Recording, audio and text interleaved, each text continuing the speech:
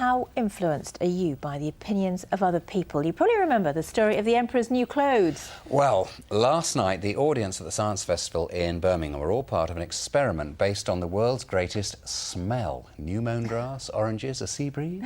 Well, it wasn't quite as simple as that. Tonight we join our science correspondent David Gregory, who's in a pub. So is it all the talk there, David? It is indeed, Suzanne. This is the Jekyll and Hyde pub on the edge of the Aston University campus. And of course, we're in Birmingham where the British Science Festival is being held this year. And there's actually a seminar, a lecture, if you will, here this evening on the science cocktails. Carl Hawkins, what are you going to be teaching people this evening? The art of layering spirits and liqueurs. And we'll be finding out more about the science of that in a little bit. And also a bit about the science of dating, which has also been under discussion here today. But first, back to that smell experiment you were describing earlier. And as you said, not everything was quite as it seemed.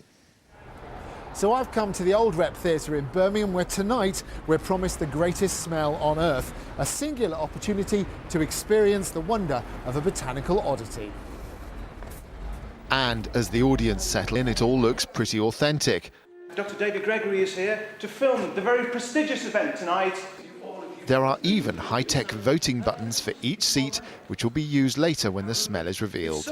But first, it's time to let you in on a secret. The smell they're going to unveil in there is just water. It doesn't smell of anything at all. But will the audience be bamboozled by what they've seen and think they actually smell something? And so comes the great uncorking.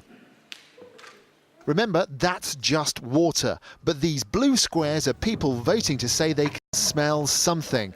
So after the great reveal, how do they feel? Did you press your button? Yeah, I did. Made me look like a right idiot. Is there something there? Is there something there? Can you smell something? Oh yeah, I think there's a whiff there. Once one of us said, I think we can smell something, that was it then. It smelled unusual, so I thought it must not be me. Yeah, it was definitely something. I can't believe it was water. So there's no smell at all. Why were people starting to smell stuff? Well, partly it's because it comes down to the psychology of conformity. If one person puts their hand up, I know one young boy put his hand up in the audience. Once he'd put his hand up, people around him felt that they also could be brave enough to put their hand up, thinking, oh, maybe I can smell something. And that sort of spreads in little pockets around the theatre, and that's what we happen to see here tonight. So we haven't learnt much about smell, but we've learnt an awful lot about people. Oh dear. David, how many people are actually taken in by this non-existent smell then? Well, Nick, not that many people confess to us, and we're very grateful for the people who did stop and say they did smell something.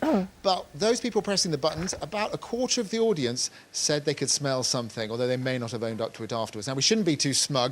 There's a long history of people in these kind of psychology experiments going along with what people in authority say. I put some of the more disturbing examples on my blog, and we'd love to hear from you to think what would you think? Would you have gone along with the crowd or not? You can find it all at my blog at bbc.co.uk/David Gregory. Now,